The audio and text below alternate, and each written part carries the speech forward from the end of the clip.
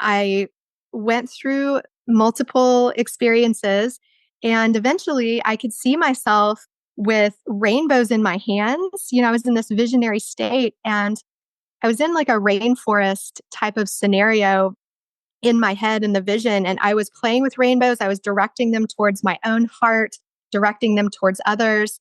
And it took a good, I would say, 6 months for me to Google rainbow energy healing. And I found out that that was a modality that I could train in. And I flew to Toronto and trained with the founder of that modality.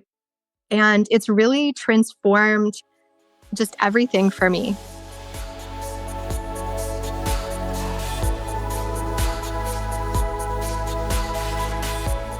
Welcome, everybody, to the Sacred Travel Podcast. In today's episode, we are diving deep into the rainbow light codes, rekindling your inner light with rainbow energy.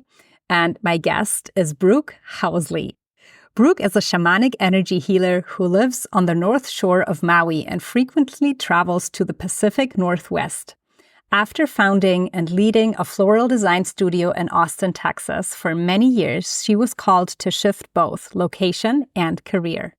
Her spiritual awakening, partially catalyzed by intense grief and plant medicine ceremonies, including past life recall, expansion of clear senses, and the ability to channel information from spirit guides.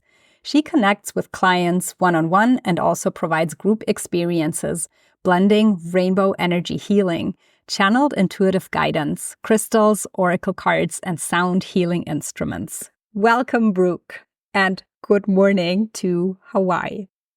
Thank you so much, Julia. Yes, I'm here with the beautiful sunrise just coming up. Wow. Today is a day where after a couple of days rain, it's the first day again where the sun is shining, and I have these stickers on my windows, and they make these beautiful rainbows. I don't know if you've seen them, but my friend recently gifted them to me, and it's just so much fun. I could dance around like a little kid, and so it's just so fun that we are going to be talking about rainbows today. There's something magical about rainbows. And in fact, here on Maui, you see them almost daily. There's such a beautiful mist that comes in.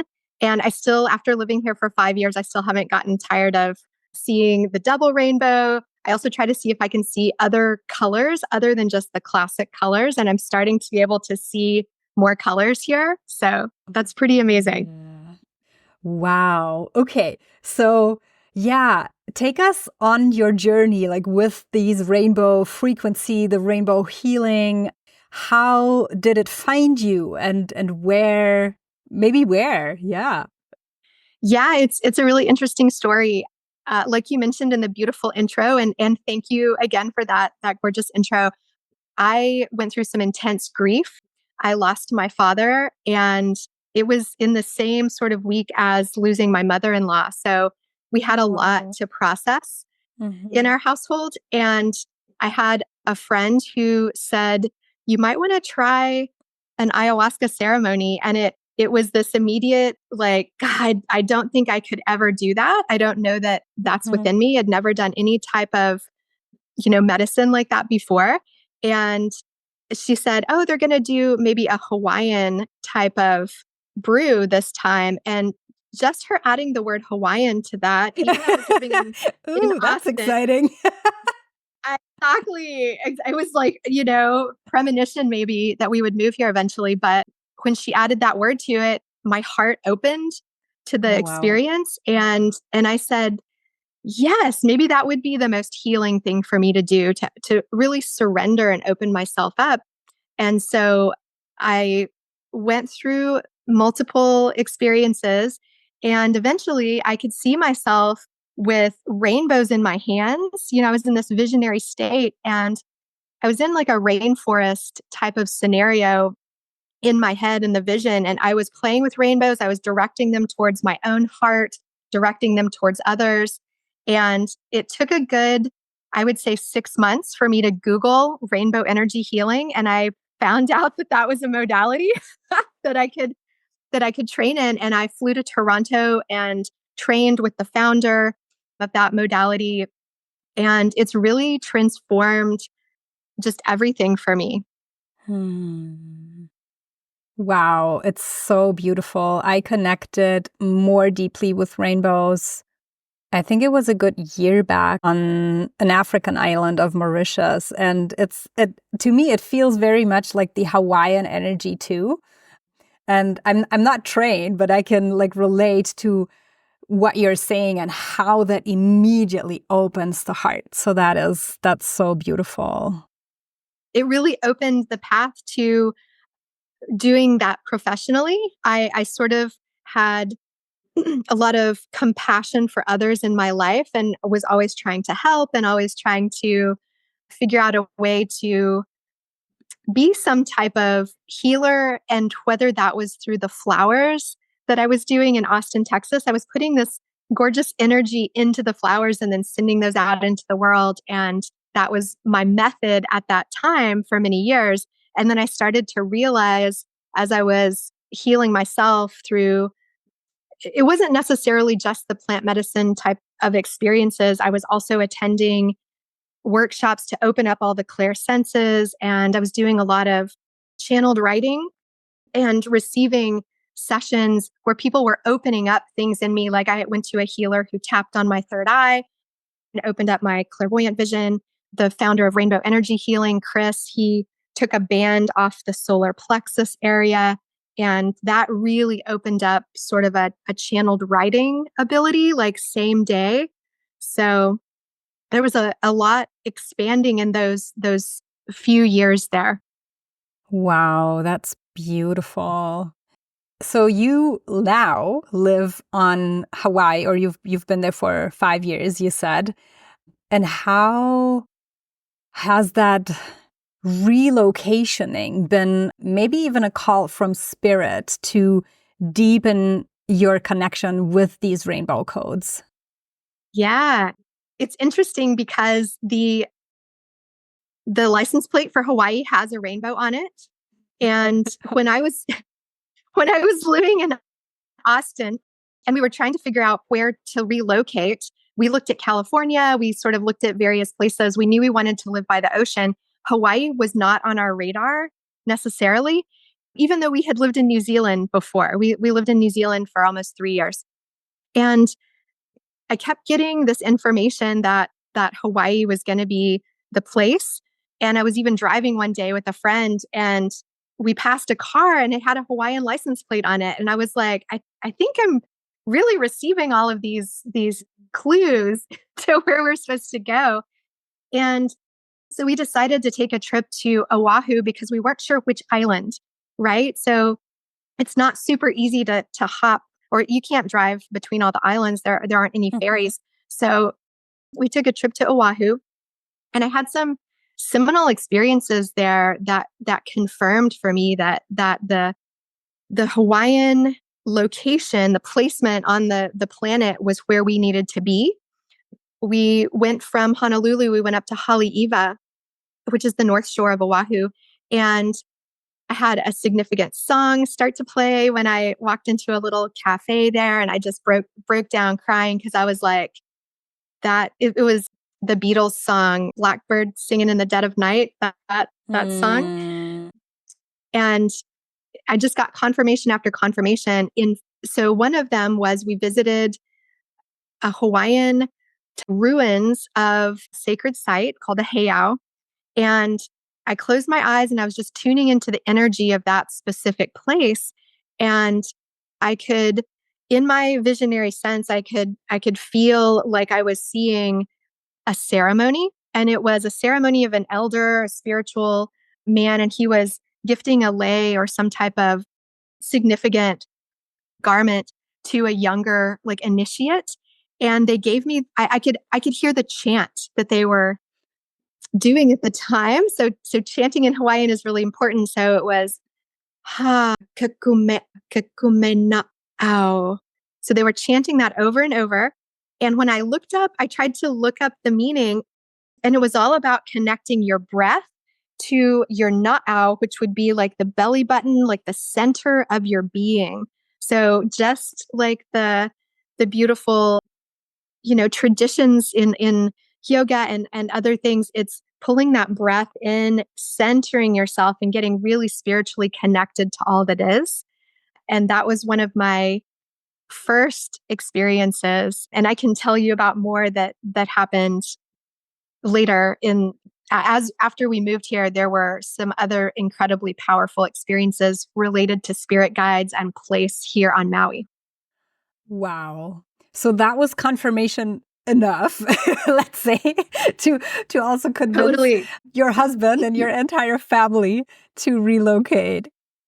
They were excited to come, and I also work with a lot of healers like Courtney Beck and Kat, who we both know.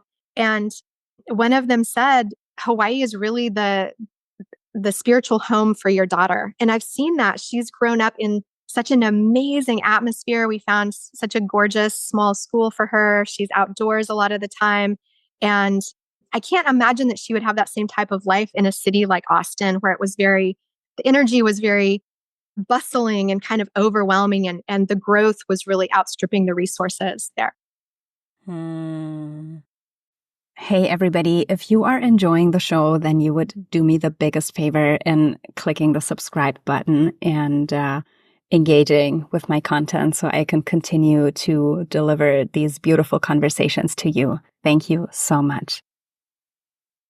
I'm just, I feel that there is so much energy already moving right now. So I'm just like sitting and bathing in it and letting us be enveloped in these rainbow codes. And it's interesting because without us even going deeply into it, I can totally feel how these codes manifest on that piece of land. But I would really love for you to talk a little bit about it, like apart from just like seeing a rainbow, what is really the frequency that we can tap into these subtle layers?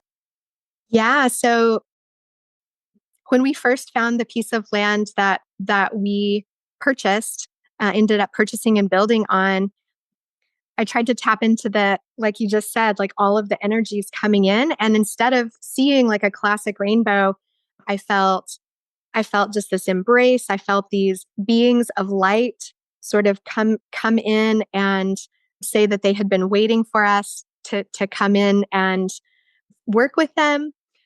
So in the classic modality of rainbow energy healing, it does reference like the colors of the chakras. Mm-hmm. But there is so much more. There is so much more information in the field up above the head. And so a lot of times what I'm doing is I'm blending. And so I'll open a session for a person and we'll touch base with that classic rainbow chakra system. And then we're reaching up and we're pulling in new earth frequencies and weaving those down through the system. Yeah, it's unique to each person that I work with. And I've been leading experiences weekly now for groups that come to the island. For anyone that comes to the island can attend, and just weaving in all of the humans and all of the places that they come from into the energies of Maui and Hawaii itself. One of the early visions that I had was I had a unicorn spirit guide that ended up being my dad. He took me up over the world and he showed me this blanket of color. And this blanket of color was made by each of the people, each of the souls that lived on the planet. And they created this like rainbow blanket of energy, kind of, a little bit off the surface of the earth. And so that just, it hit me in the heart when I saw that we're really supposed to work either individually, one-on-one, or in groups, and open our whole systems up as much as we can, blend in all those new frequencies coming down from above. And that's really how we create that new earth. And I feel like we're doing it. Oh, we are doing it. Totally, totally. And do you feel that the exact place where you are right now, and even like Hawaii as the ancient future connection to the Lemurian codes is amplifying these rainbow healings. Absolutely. Absolutely. I think it's a tangible feeling. I had someone come from another part of Maui over here, and she said it just feels so calm and it feels so peaceful. And I was like, yes, when you sort of exit the matrix and you really arrive on the land without any interference, you can feel that deeply grounded, all of those energies that Hawaii has held for so many millennia. It just permeates everything you do. In fact, I find myself slowing down. I'm moving much more slowly in lots of ways, and it's very delicious. I don't want to be. Yes. And in fact, the guides said at one point they wanted us to move to a spot where I could tune in and not have the beehive effect of a large population around, to be able to receive more, to be able to do more healing work. Yeah. So you said that there's more to the story. And I think that you also mentioned to me personally, like some dragon when finding the property. So we want to hear about that story. Yeah, for sure. So we landed here and we had no idea how we would be able to afford land. Like Maui is probably one of the more expensive places to live on the planet. And I just trusted. I had trust when I asked the guides. They said it will be given. And I trusted that was true. And I connected with, it's really interesting. I was working with a healer and her teenage son was connected to dragons. And I was like, well, I would love to, work with him one-on-one. And so we did a Zoom call and he called in a celadon colored dragon. And I set that dragon to the task of finding exactly the right property for us.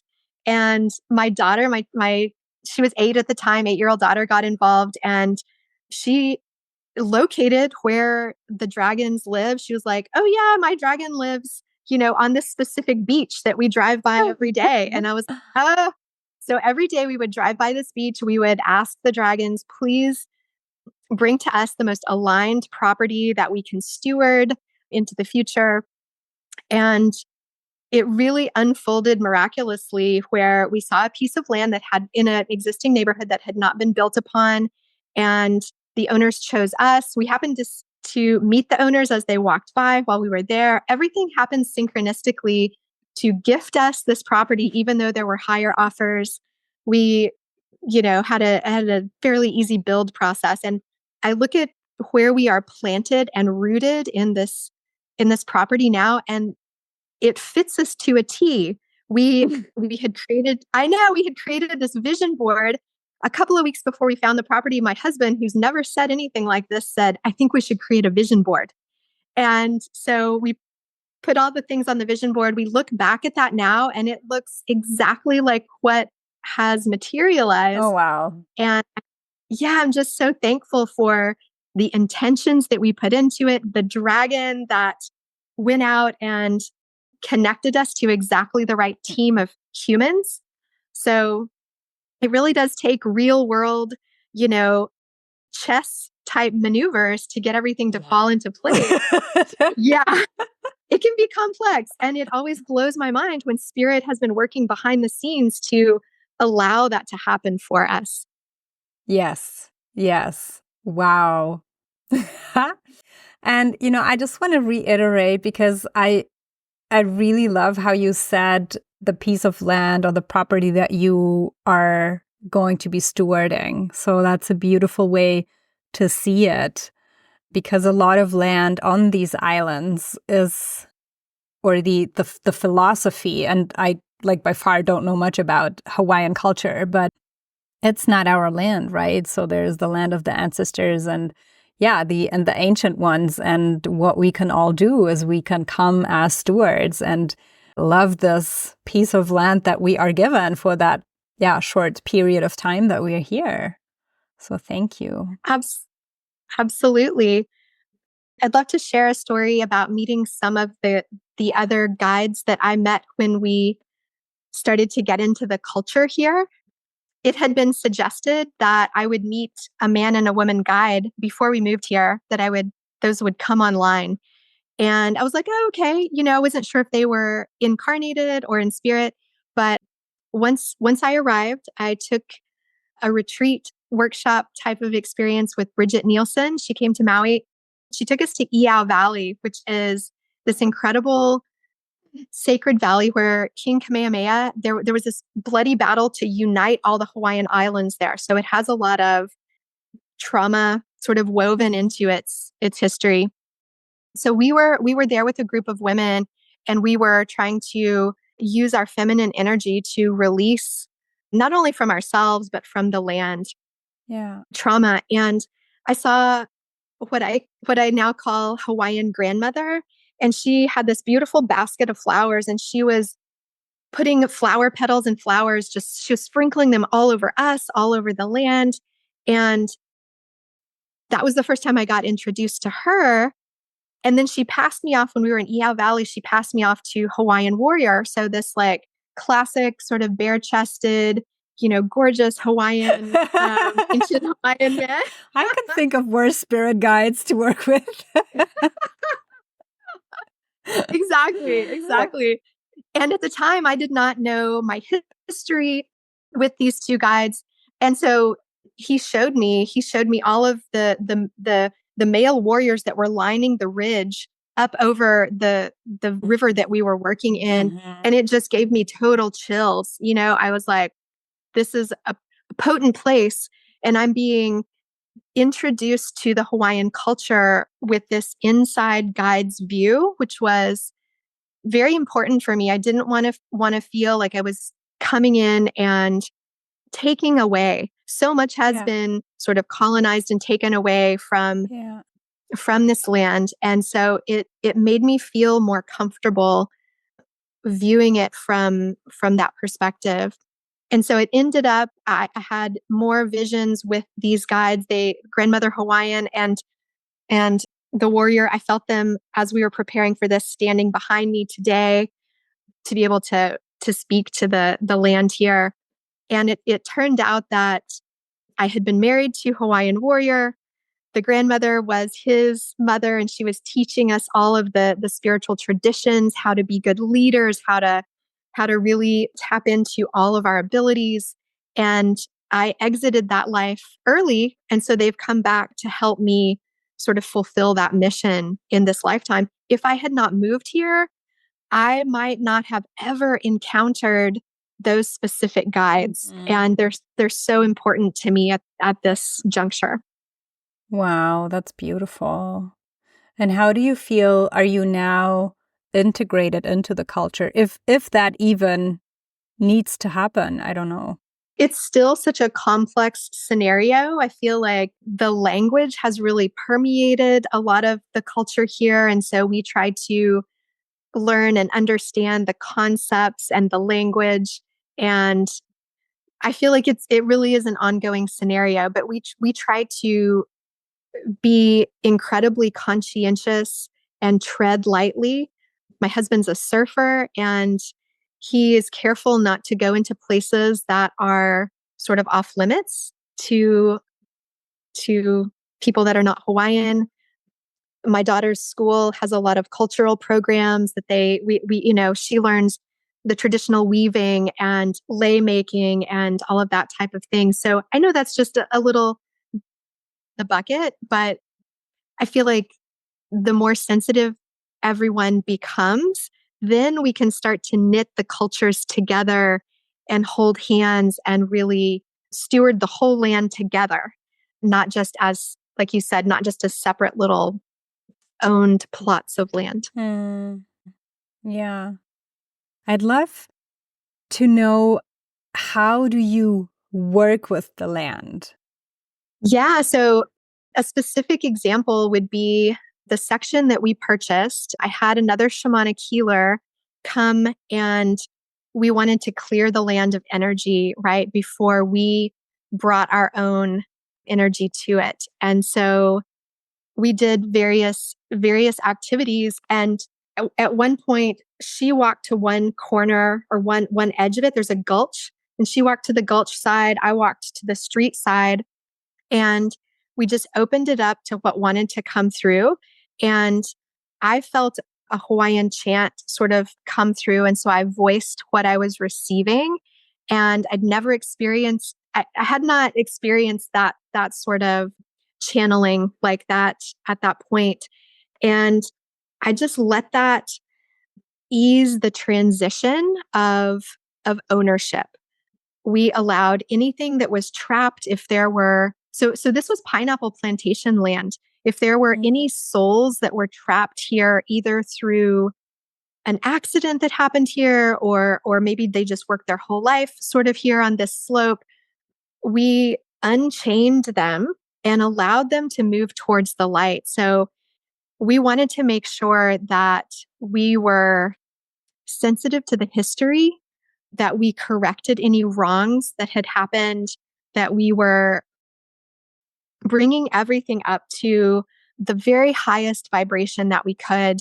And I feel like through the work that the other shamanic healer and I did to just clear it, that we achieved that. And I feel like when you do come onto the property, like I mentioned before, it has a tangible, very calm, cleared type of feeling to it. Is that then what you would also use the rainbow frequencies in this clearing and healing? Yes, there's another property that I work at that also has a significant history. And the other day I did a specific ceremony just for that land. I had some time and I called in, just like I do for my group sessions, I called in the rainbow energy healing to come clear any type of negative energies. In this case, I feel like it had to do with maybe some ownership energies of this particular land. And so I tried to clear that out. I tried to call in new ownership that would be very aligned and fulfill the potential of this particular. It's an incredibly beautiful landscaped, crystal studded property. And I feel like it has such potential. And it has been not well taken care of for a number of years. So in the lobby, coming back to dragons, tying this back to dragons, in the lobby, there are dragons, jade dragons carved into armoires in the lobby. And so I go and I put my hands on those jade dragons every time I'm there. And I set those dragons to the task of bringing the right humans, bringing the right energies, bringing the right intentions so that this area can flourish. What a beautiful interweaving of the dragon energy, the rainbow energy. And, in the way that you've just explained it, it's a very tangible example to how rainbow frequency is this great alchemist in a way of transforming any kind of darker, denser energies just back into that original blueprint. That's really well said. I've experienced that myself in every healing session that I give. I can feel the change between calling it in the very beginning, and then by the end, I feel like a hollow bone. I feel completely cleaned out. I feel the codes have just rolled through me. They've pushed anything that was a worry out. And I feel completely aligned so that I can feel all of that golden white energy flowing down through the crown, accessing all of those chakras. Yeah. So there are so many ways that I want to go. Let me just take a breath for the moment and see. So you have this incredible, you're incredibly lucky to live on this beautiful piece of land now where I would say these rainbow codes are just naturally there and naturally manifest like in 3D. But there is a term that throughout the interview you've also brought up twice, which is New Earth. And I feel that the rainbows is such a messenger for this new Earth that in my perspective, it's like it lives inside of us and we need to activate it, or we are activating it inside of us to bring it outward to create this new earth then in 3D on the planet. And I'm curious what it is for you. Yeah, I think maybe I first sort of dug into that when I heard the sound healer Tom Kenyon, who lives in the San Juan Islands. He talks a lot about that, about New Earth. And for me, I feel like I naturally believe more before breakfast than most people believe all day.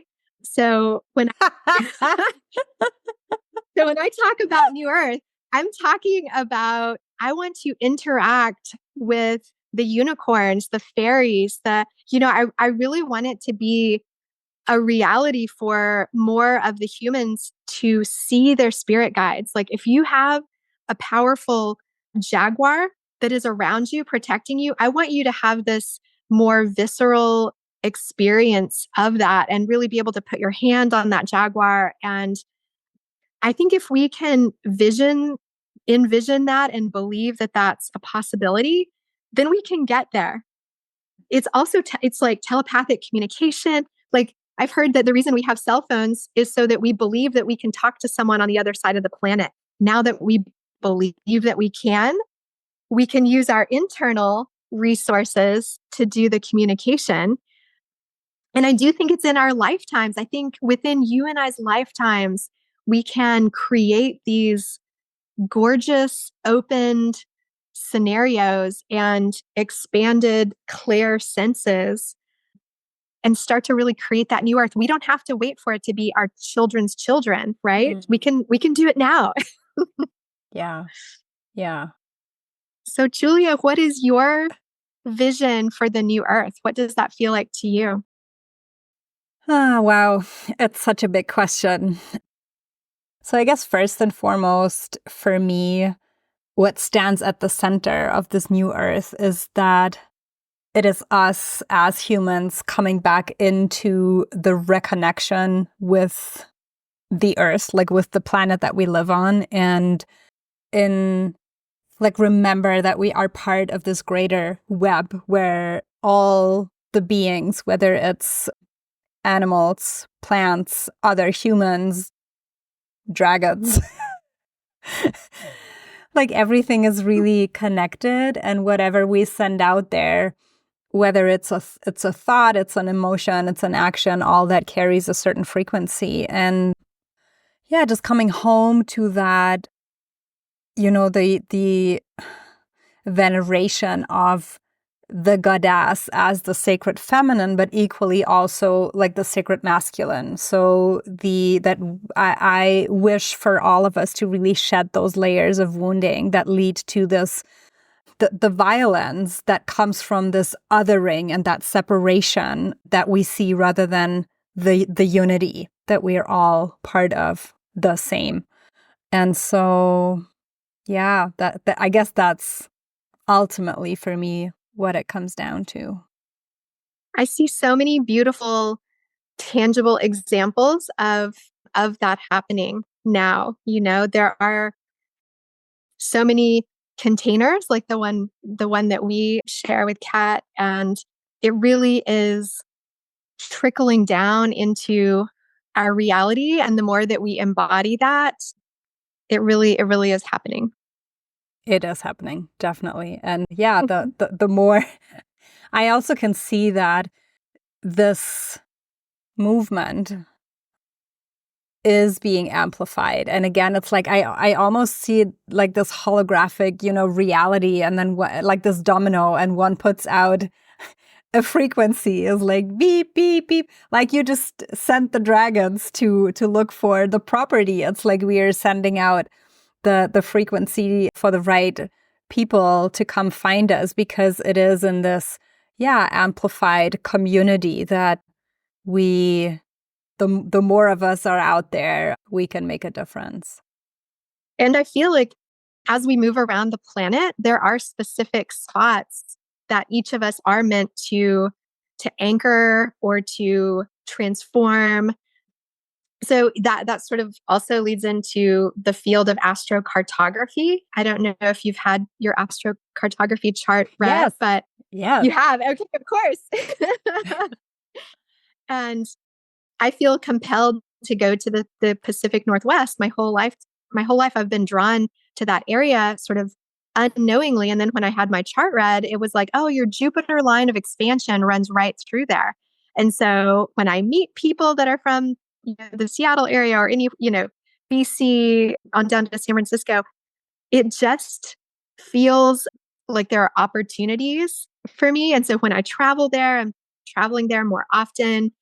It just feels like joyous expansion. It feels like I'm not trying to move through, honey to get or molasses, Which can be delicious, but right. Right. So yeah, so I've been traveling there more recently to do both group work and one-on-one sessions, and I hope to develop more programming there and just travel even more. I love British Columbia. I love all the islands there. I feel like possibly I've had a past life living on one of the islands. Like there's an island called Salt Spring Island, and I happen to have been there, gone there one time when I was doing floral design for somebody. And yeah, I feel like it unlocks codes in us when we touch base with places we've either lived before in past lives, or you could call them parallel lives. It just all tumbles out of us, both the trauma that we need to heal from the place and also the joyous connection. Yeah. Yeah, no, definitely. I mean, these, spots act like dimensional portals where we can access these codes that you said. Yeah, I love that. And it's so funny that you are mentioning us being in specific locations or even like traveling to certain locations. And recently I've heard the term earth acupuncture more and more often. And so what I'm seeing is literally like people going to these places acting as these acupuncture needles of love. I love to speak of it as a tuning fork, like for the basically the frequency of love to be sent into the earth, but also to be sent out into the cosmos. So that's what I'm seeing when you talk about this. I love that. I'm going to set my intention to do that more often. Just exactly like you said. Being the acupuncture needle. Yeah. So having that said, the different locations where you are, that's also where people can find you and like can work with you. But share a little bit more about what is the type of healing that you provide, or can people work with you in a one-on-one in group sessions? Yeah, so my journey really started doing one-on-one sessions for people, and I honed that over the last 5 years. And so I still do in-person and Zoom sessions, and I love that. I really enjoy that. Then lately it started to be called to expand into doing leading group experiences. And so once a week I do a group experience and I use sound healing tools. So I didn't ever think I was going to be a person that I'm not musical, I would say. I didn't think I would be able to utilize like classic sort of instruments. And I saw someone playing crystal bowls one day, and I just had this feeling, oh, I could do that. And I bought a set. I just started playing around with them. So I'm weaving that into the group experiences that I do now. And really, I take people on a journey into themselves. So it's completely a live channeled experience just for the group that materializes on the day. And I never know what we're going to be led to strip away or to shed, or what we're going to be activating. And then I'm starting to collaborate with other sound healers and with other breathwork practitioners, movement practitioners. So that's kind of what's brewing behind the scenes, is a longer retreat style experience where we can play in those energies for 2 or 3 days and get the maximum juice out of it. I love that. So we are definitely going to be linking your website, which has another cool name, Sacred Owl dot guide. Yeah. So it's the wisdom codes coming down. So yeah, that we can direct people to for now, but also for once the retreat experience has materialized, to let them know where this will happen. Yes, perfect. And I will mention that the painting, or it looks like a painting, but it's a composite photograph behind me, is the pueo, which is the native Hawaiian owl, and a really gorgeous aumakua, like a personal guide to me. We've had just so many beautiful owl experiences here on Maui. And that's one of the first guides that I was able to sort of stretch my arms out into its wings and, realize, oh, that's how you go into the darkness, you retrieve things. And I just had to name my business Sacred Owl Healing after having that. Oh, thank you for sharing. I didn't know that. Yeah. I love it. I also have a personal connection to the owl. One of my very deep guides is Athena, the Greek goddess, and her animal is the owl as well. So awesome. I love the synchronicity. So is there any final wisdom that you would like to share before we close? I always encourage people to, if they are called to travel to a location and they don't know why, to honor that, to try to make it a reality. When I lived in Austin, Texas, I had no idea why I should travel to the Pacific Northwest, but I did like 4 or 5 times. And now I know why that was the case. I was drawn there. We were drawn to go live in New Zealand. I feel like there was lots of karma, like past life karma we had to resolve there before we could move on, before my husband and I could click through other things that we wanted to experience. And then we went back to Austin to reset. And then we were called again to the Pacific sort of basin. And we just couldn't ignore that call. So if you're teetering on the edge of, gosh, I feel compelled to take a 2-day trip or a 2-year trip, we're here for a short amount of time. Most of the locations on the earth are accessible to us. And you never know what will visionarily happen. You never know what pieces of the puzzle will click in for you if you visit those locations. And it doesn't have to, be necessarily something like Sedona or Maui. I mean, although there are absolutely those portals, right? But there may be a location that was very significant to you in a past life. So just honoring that need to perambulate around the planet and access everything that you possibly can in this lifetime to liberate yourself. Yeah, 100% agree. That is such a nice way to close off. Thank you. Thank you so much, Julia. I enjoyed this conversation with you so much, and I feel like we could just continue to talk about all these concepts, New Earth and other concepts sort of endlessly. Yes. And we will continue in the dream realms and in the etheric realms and absolutely. So, for sure. Thank you, Brooke. It was really, I feel so filled up with different lights right now. And feeling really light. So for me, as it's 12 hours later and I kind of ready to go to bed soon, I'm curious how my dreams are going to be tonight. So please let me know. Yeah. Please let me know how.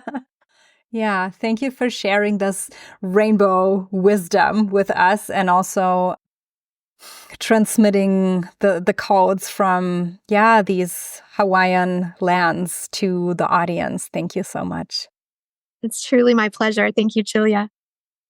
Thank you, everybody, for listening and watching. And I hope that you enjoyed and take some inspiration from this session. And see you next time.